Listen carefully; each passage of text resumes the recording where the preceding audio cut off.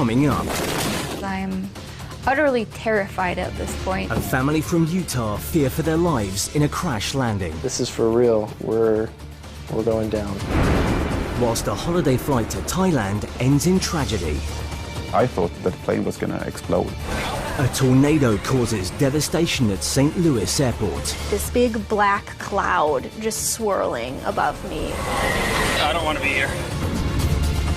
And in Milwaukee, it's a race against time to save a child from a blazing inferno. If we don't get him out, he's going to die. In world's worst disasters. Disasters strike when we least expect them. And it's the unexpected that can make these dramatic events so shocking. Hell yes! Oh, thank Jesus! But man-made or natural, disasters have the potential to change lives forever, as was the case for a kayaking couple trapped under a bridge at high tide. I knew, I was not going to be able to survive.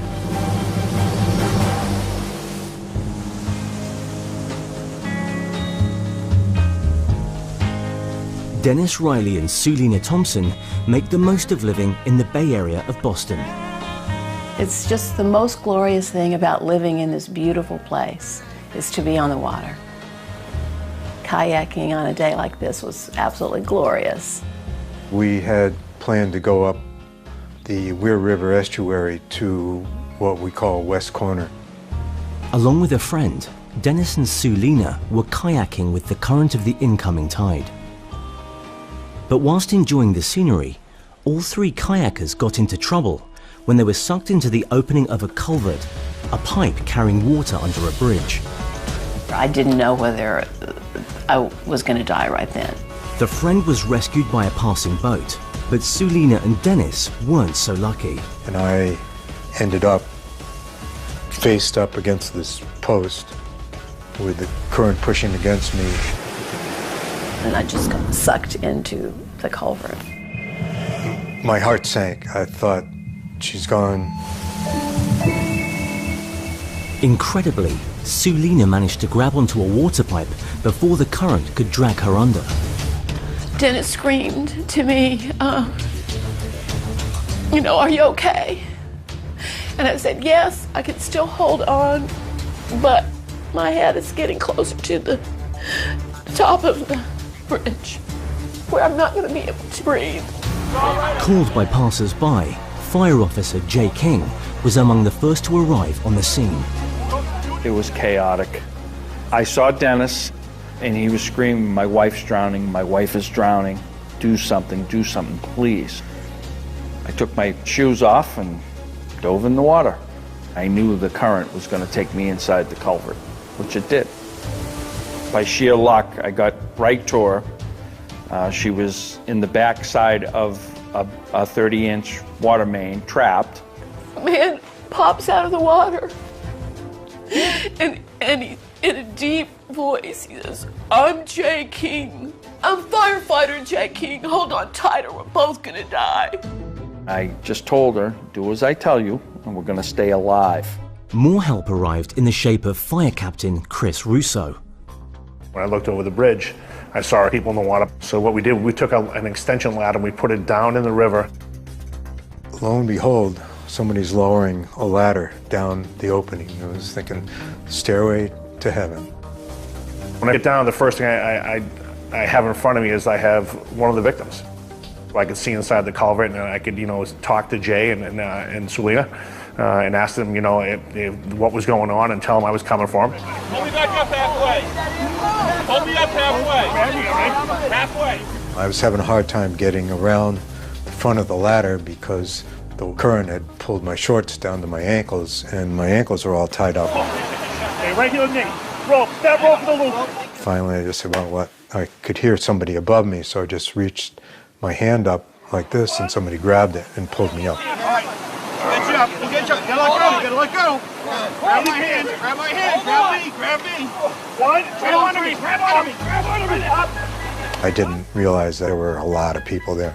So, for an instant there, I was buck naked in front of everybody. Okay, more line on me, please.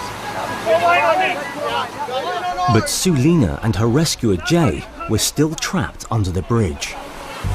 The water was just coming up, the tide was rising. Chris made the decision that it was time we had to get out. I'm going to send you a rope and a life jacket. 10, 15 minutes later, this is about recovering bodies out of the culvert. It's not a rescue anymore. All right, another rope and a life jacket. A rope and a life jacket. A life jacket and a rope. He starts screaming to Jay, and and then he's screaming to me. You're gonna be okay. It's gonna be okay.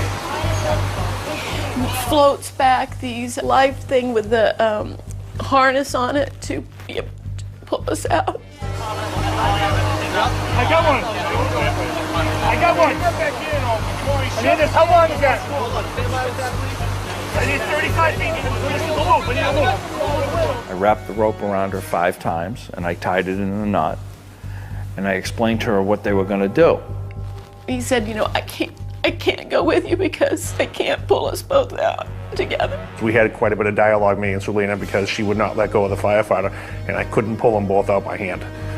So eventually, with Jay talking to her, he says, "You got to go. He's my best friend. He's not going to leave me here."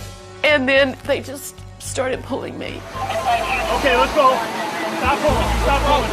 Come this way. Come this way.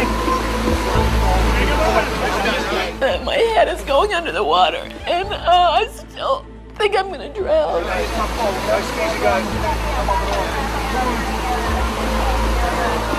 Hey, Mark. If they put that rope around the... When I got her to the opening of the culvert, I had to push her back underwater. And the last thing someone who's almost drowned wants to hear is that you're going to push me back underwater.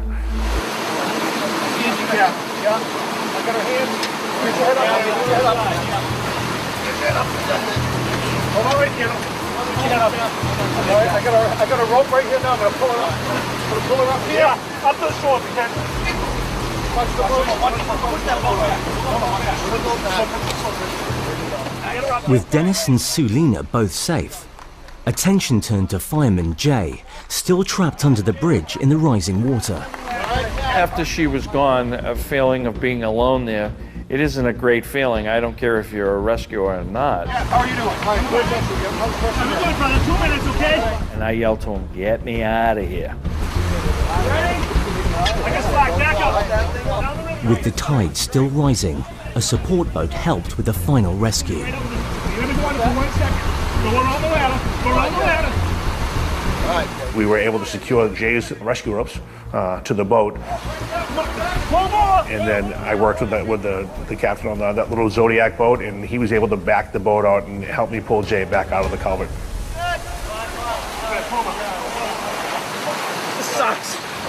You're here now, though. Good.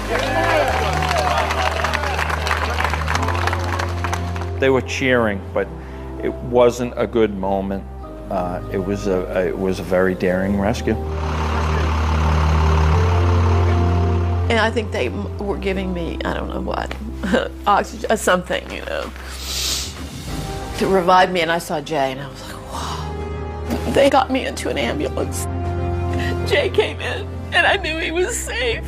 And it was just amazing. The entire thing was extremely emotional. Yeah. Coming up on World's Worst Disasters, a family flight comes to an abrupt end in Utah.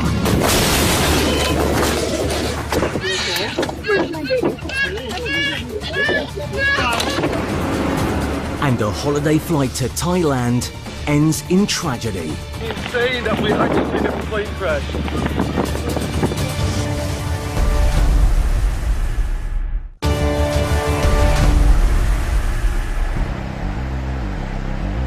This is the moment a young family faced death as their light aircraft crashed in Utah.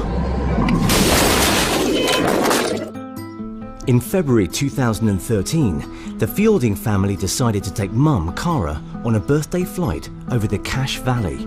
It was my first flight ever, and so this was my big birthday surprise. Alongside her was husband Jonathan, baby son Jacob, and grandma Catherine. I thought it would be fun to take Jacob. Flying the plane was family friend Lynn Goodsell. It's fun just to take people, and a lot of them notice things that they've never noticed before, see things they haven't seen. I was so excited to go up in a plane. A little bit anxious, a little bit hesitant, those fears in the back of your mind. What if, what if, what if? The view from the front of the plane is spectacular. It's beyond what I could have imagined. It was a beautiful day to be flying. It was totally clear, it was sunny. We were flying around for probably 45 minutes, and then I thought, hey, let's go to the neighboring city, which was just over the mountain pass. To reach the next city, Lynn had to fly his light aircraft over 9,000 feet. In normal weather, this wouldn't be a problem, but the winter temperature had dropped rapidly and ice was forming on the plane's carburetor. Normally, when you get carburetor ice, your engine will start running a little rough. We were climbing and doing different maneuvers, and so if there was any drop of RPMs or manifold pressure, I didn't notice it. My first inkling that there was something wrong was our motor killed. The engine's gone out, and we've been told that we don't have power anymore. I said, oh crap. I am pretty terrified. I don't know what we're going to do now. From 8,500 feet, Lynn had to glide the plane down with no engine power.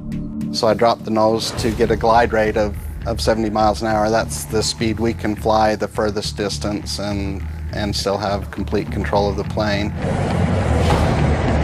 We were at the tip tops of the mountain. The thought this could be my last moment did go through my head. We're at the top of... Just wanted to record my thoughts. The overpass, and we were just told that there's carburetor ice. So, this is kind of exciting. Like an idiot, I'm recording and holding my son.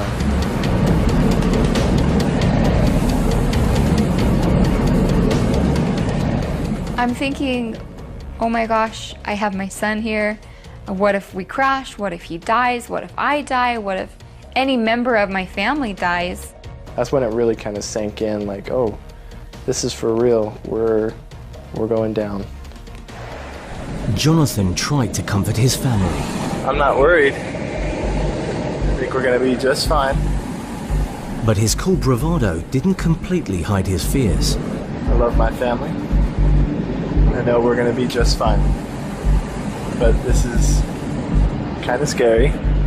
If you start to skid in a car, you've got seconds before you crash. In an airplane, we had 5 minutes to think about what was gonna happen. And that's a long time to reflect on your life, to reflect on, is this the end? Jonathan had another worry. He was holding his son as there were no baby seats or straps to secure him. I grabbed hold of him, really tightly. With a field identified, the small plane was in a tough situation. No landing strip, no easy way to slow it down, and a baby unsecure in the back. As we came into the field, we banked really hard back around, and that really threw us back into our seats. And that was probably the first, okay, here it comes. Brace yourself, get ready. I've got a firm grip, white knuckles. I'm very nervous because my baby is in the back seat. It's very terrifying. All right, we're gonna land the field right here.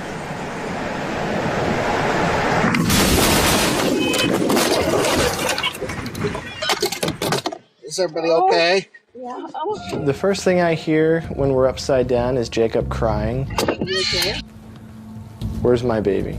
And I still had him in my arms, so I reach up and grab his head and tuck him in because we're upside down now.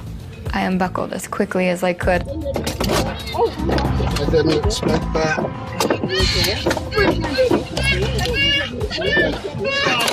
And I can hear him crying, so I know he's alive.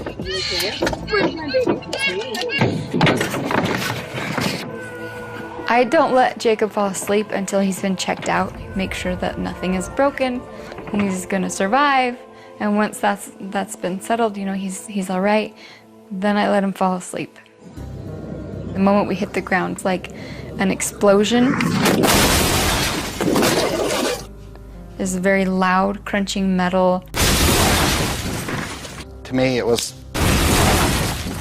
All hell breaks loose.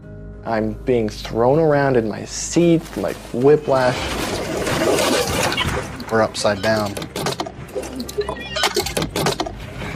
Okay, well, we have just survived a crash landing. I'm really sorry about your plane. Are you okay? At over 30 miles an hour, the plane had cartwheeled to a halt. That damage to your plane is better than loss of life. Absolutely. Kara, are you okay? Yeah. Are you gonna ever fly again? Yeah. I knew that we'd be fine. I didn't expect that. Okay. Jonathan's still recording, and I say something to the effect of, Jonathan, we've just been in a plane crash. I could use a hug. Put the phone away. Although everyone walked away from the crash without a scratch, for pilot Lynn, there has been one lasting consequence. My insurance policy had expired at midnight that night before. That was really bad. That was kind of devastating. You just don't expect these kinds of things to happen.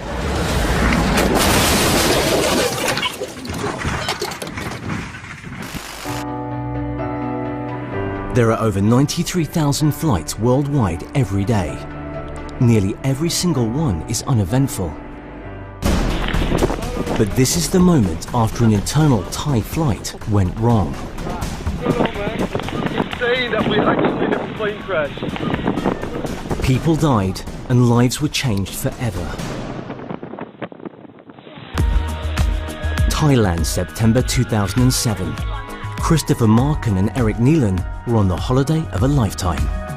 We were doing basic backpacker stuff, basically. We flew into Bangkok and we were having a good time there. And just walking around on Koh San Road, going out drinking and doing all the regular stuff.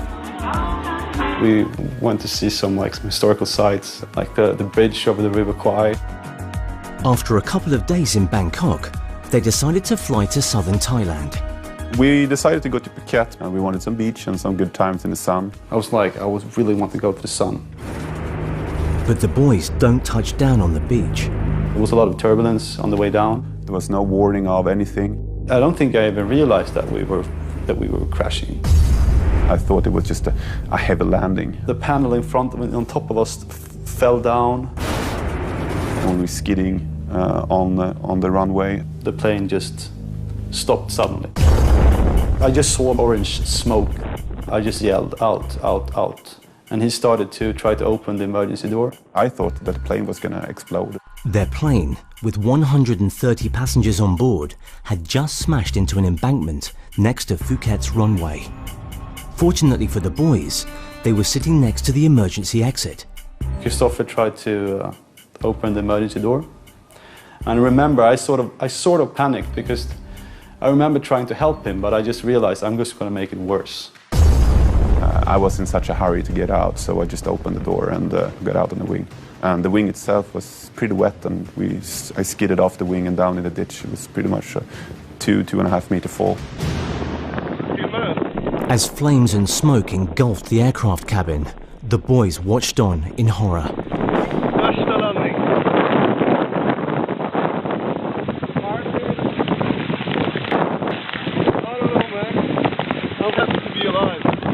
Imagine waking up to that. It's insane that we actually had a plane crash. I just hope. And then injured people started coming. Some of them were bleeding pretty heavily, and we tried to help as good as we could.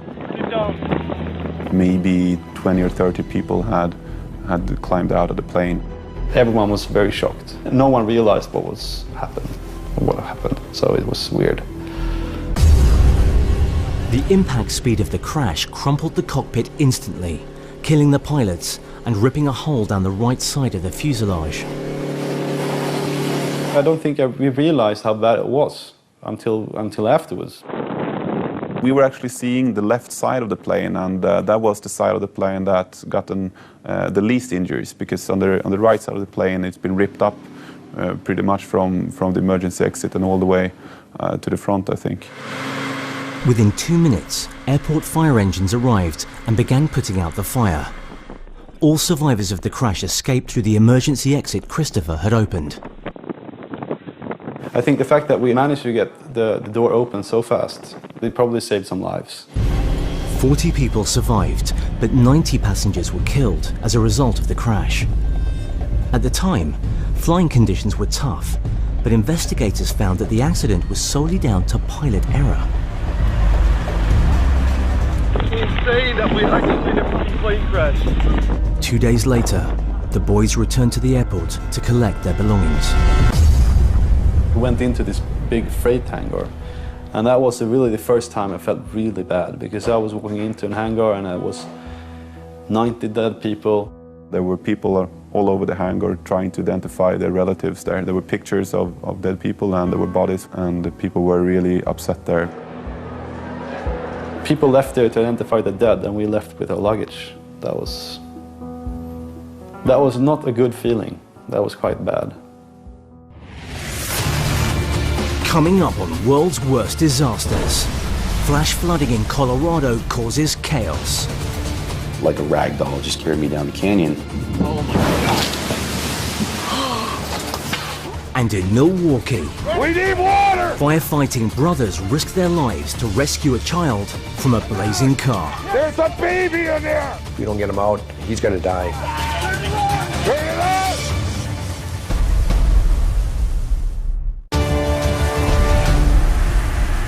Come on, hurry! One of the most terrifying disasters imaginable is being caught in a blazing inferno. We need water! There's a baby in there! Even worse, when there's a child engulfed by flames and unable to escape. Come on! When you realize that there's a child trapped, it only intensifies your efforts. You know, knowing that, you know, it's only a matter of, you know, a few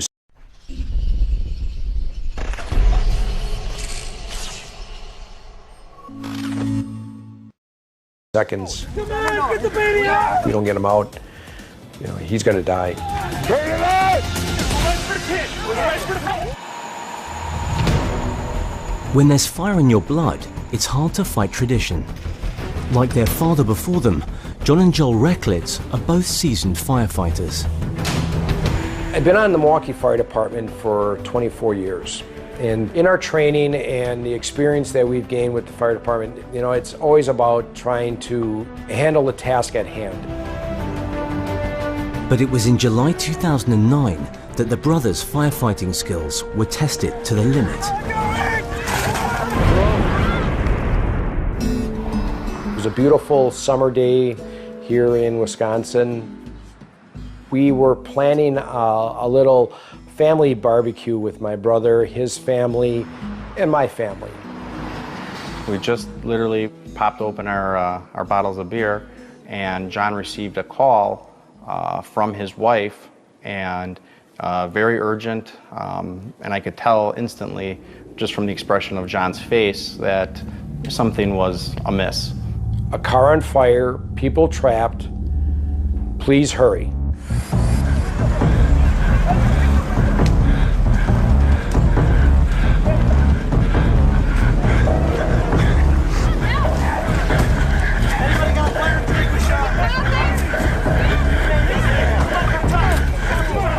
When we got on scene, it was surrounded by individuals who were trying to smash the windows on the vehicle.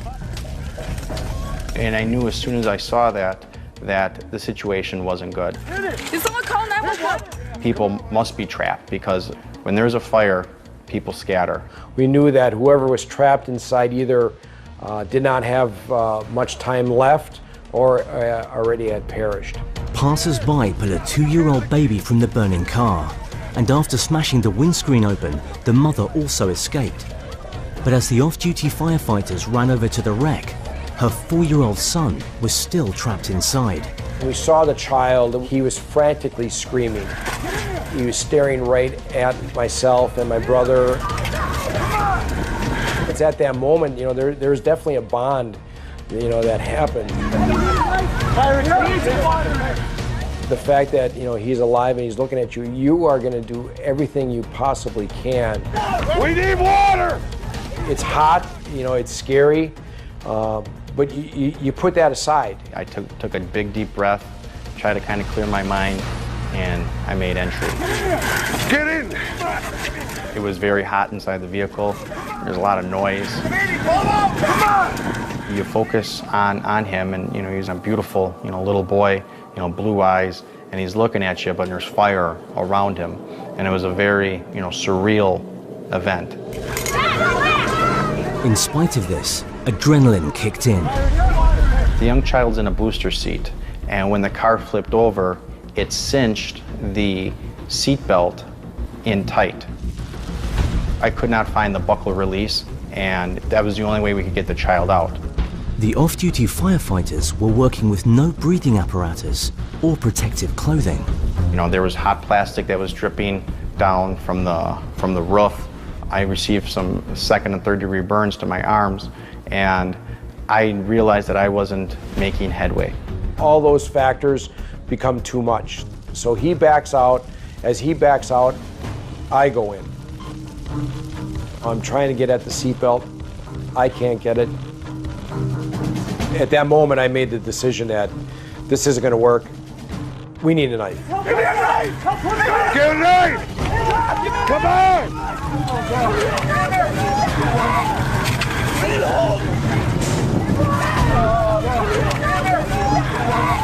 I'm screaming. It registered with a bystander. And he ran up to me and handed me a knife. The brothers knew they had seconds rather than minutes to help the child. Anything that bought them extra time could prove to be a lifesaver. I just kind of picked my moment, jumped in.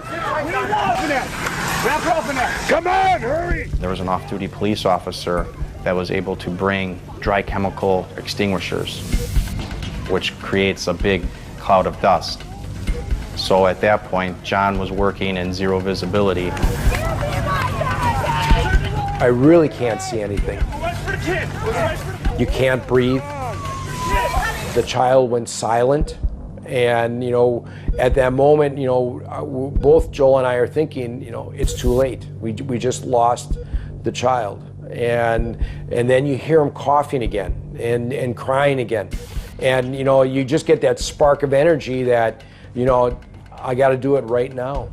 Maybe 5 to 10 more seconds, and that young child would have perished in the fire.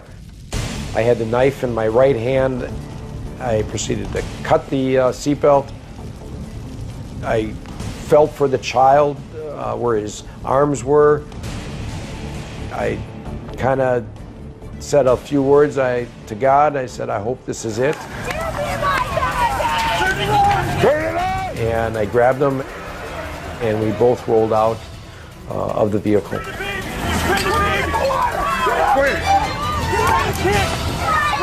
It was a great feeling just to realize we were able to make the rescue. But the child was not out of danger yet. His clothes, they're still on, they're still smoldering.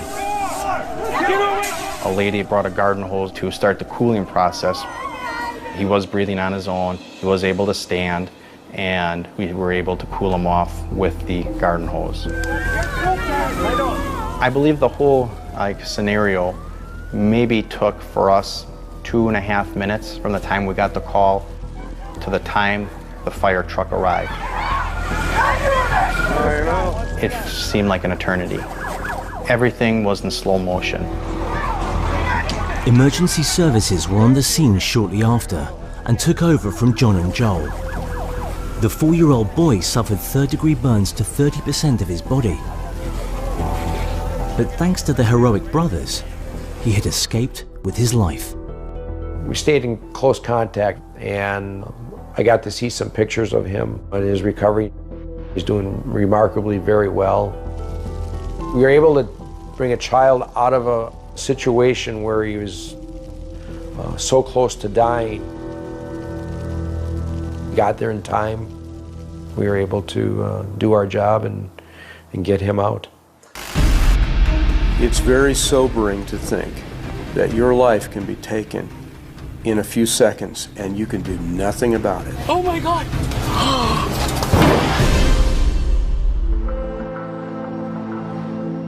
John Schroyer knows only too well the power of Mother Nature.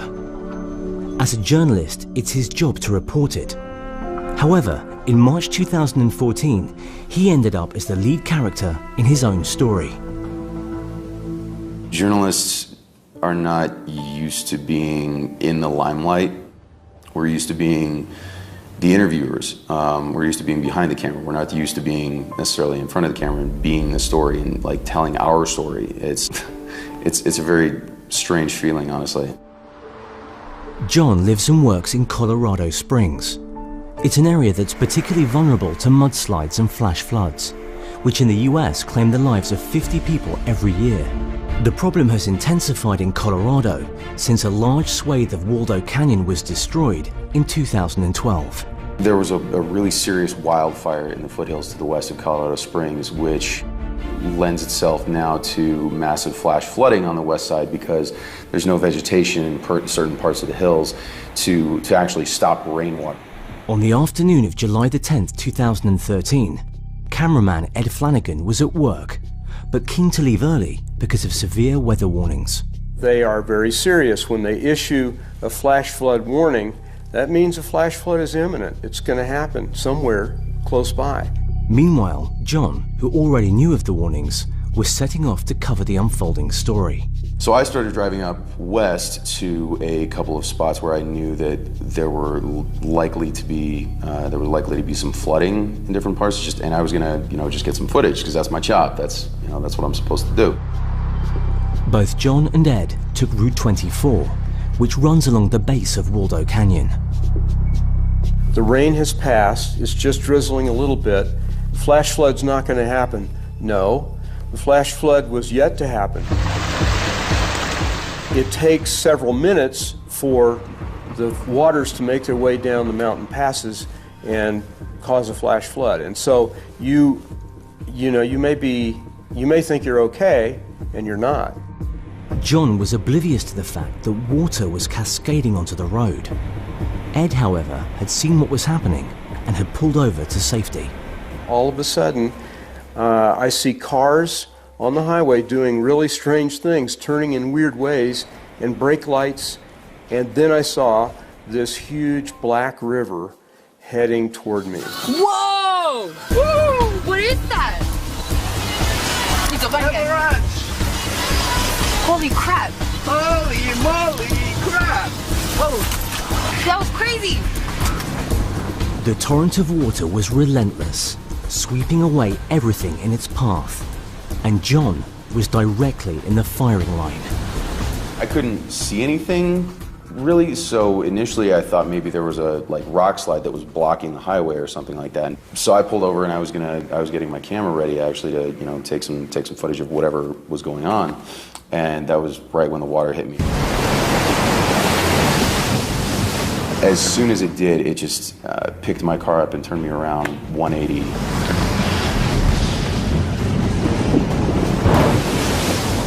Like a rag doll, just carried me down the canyon.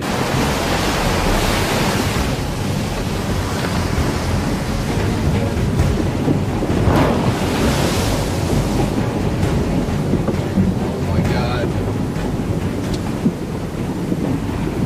Oh my God.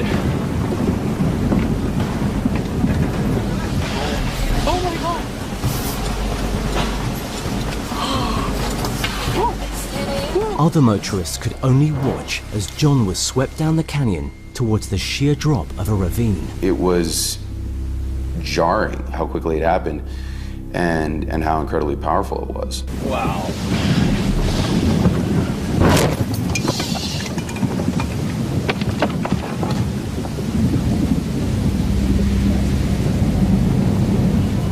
Amusingly, I was still trying to steer. I don't know why. The stupid instinct.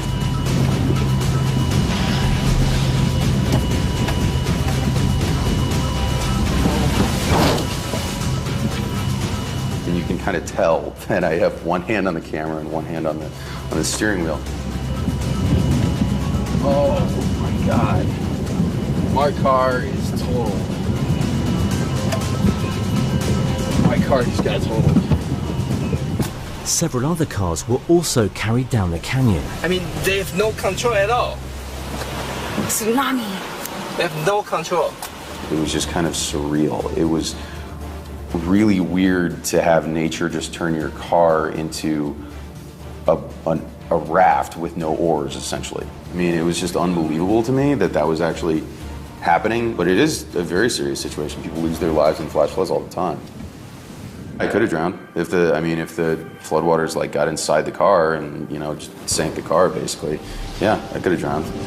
Oh my God. The force of the water is so incredibly strong, and there's nothing really you can do about it. My car basically came to a stop, but I was stuck in this thing for probably about half an hour with all these floodwaters just raging around me, basically. Luckily, John's car beached just a short distance from the ravine, but with the torrents flowing around him, he was far from safe. I was worried for him. If you look at that river, you see it's running, you know, 20, 30 miles an hour, and, you know, if you step into it, you're gone. You know, if I tried to get out and, like, you know, wade through the water or something like that, it was just going to sweep me off my feet and take me. There's all kinds of other debris, logs and boulders that could have smashed through my back window. 30 minutes after the flash flood began, the water subsided. John was safe. It's definitely made me a lot more aware of the possibilities in terms of how quickly something can happen, how quickly something can become serious and go bad. On this occasion, around 20 cars were swept off the highway, but no one was seriously injured. However, just 1 month later, a flash flood claimed a victim in the same area. These flash floods are an awesome force of nature.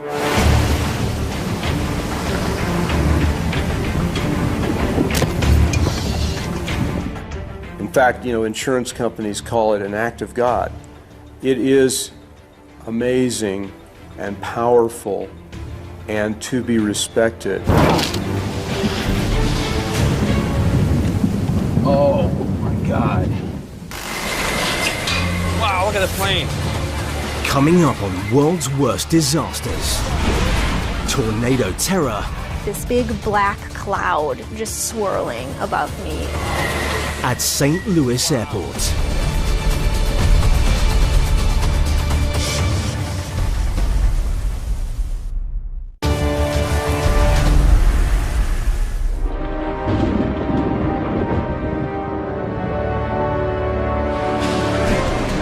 The captain's orders were, everyone get in your seat now and buckle up. Okay, this isn't good. Within about 5 seconds, the plane starts rocking. Wow, look at the plane. This big black cloud just swirling above me. Well, I knew it was a tornado, man. I need to be safe, and secondly, where is my fiance? One of the ladies basically said, we're all gonna die.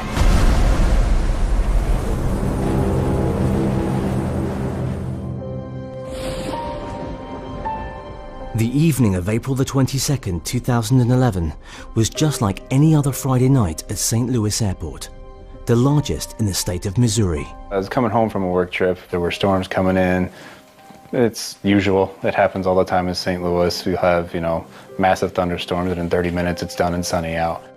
Leonora Wendling had arrived early to welcome home her fiancé Derek, who was returning from a business trip in Reno. I believe he was gone for about a week. So at the time we were long distance, so he lived in Wisconsin and I was here in St. Louis. We had been engaged for no more than 2 weeks, I think, so I was very excited to see him, yeah. However, those travelers arriving and departing were oblivious to the disaster that was about to unfold. That day, it was sunny, and as I was driving to the airport, I could see clouds, and one of my friends said, "You realize there's thunderstorms coming?" And I said, "I'm in sun. I don't see anything, so we should be fine." Trainee therapist Laura Coleman was also passing through the airport. I don't notice the weather's getting worse. It's light inside with all the lights on, and outside it's dark now, so I can't see outside. The landing actually was smooth. It was just weird because usually when you come down and you come through the clouds, you can see the city.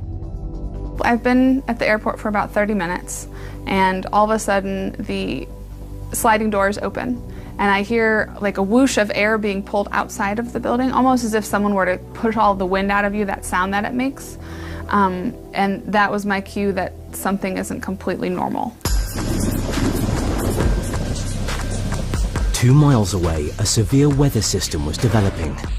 Tracked by spotters, it had the makings of a tornado and was heading straight towards St. Louis Airport. I start to hear really loud air and wind, and notice coming through the air filter on the wall above me, dust and just particles coming through the air filter.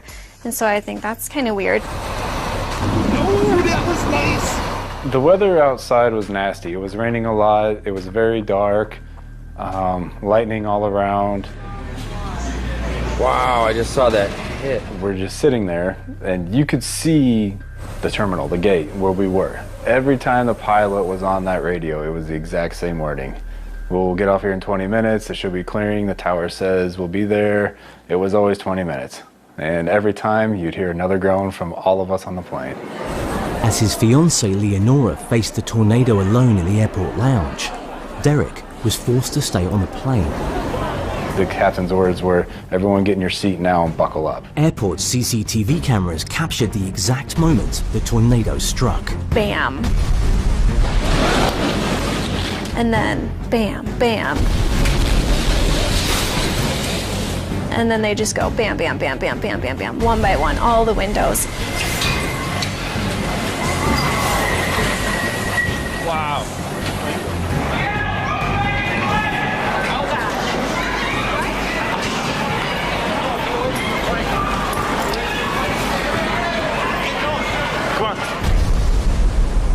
Once the lights go out, it's basically mass chaos. The plane's just sitting here and you're just going like this. It felt like turbulence while you're sitting on the ground. I am really panicked. I don't totally know what's going on or what to think. I know enough to know that if there's a tornado coming, you don't want to be anywhere near doors or windows or exposed areas. You want to be covered. Let's go, guys! I could see enough to feel my way towards the restroom, which is where other people were going. Rain is now coming down on us. I look up and it's like this black, big black cloud just swirling above me with wood, with glass, with metal, all swirling within it. The worst thing that I was thinking could happen would be something would split the plane in half. The lady sitting to the left of me was just thought we were gonna die. People were screaming. Some people were calm. Other people didn't know what was going on. I was terrified, and then I was also freaking out because I know that Derek at this point had landed because he had texted me at some point before the lights went out saying, hey, I'm on the runway, but they're not letting us taxi up. So my first thought is, I need to be safe, and secondly, where is my fiance? I'm thinking the plane is completely upended, or it's crashed into something, or another plane has crashed into them, or, you know, there's a vehicle that's hit them, or something completely catastrophic. I am worried about her because if this is happening here and she's waiting for me in the airport, what's happening in the airport? As the tornado passed, the passengers on the plane were allowed to disembark. Once I walked outside the gates, it kind of dawned on me, seeing everything around me pretty much destroyed. I felt very, very lucky. I've never seen anything move a plane on the tarmac, though. Meeting up with Leia once we finally got off the flight was very comforting, just because she was safe. I could see her, she wasn't hurt. Thank goodness, you're fine, you're safe. And I just remember being so excited to see him and like hold his hand and give him a hug. In spite of the damage, only 4 people were taken to hospital with injuries, and the airport reopened 24 hours later. But the tornado has left lasting scars. It's a moment of complete lack of control. It's the only time in my life that I've felt true terror. Being filthy rich just isn't enough for some folks. The Ewings return with more scandal and intrigue in the season premiere of Dallas, tonight at 10. Next, it's Celebrity Big Brother.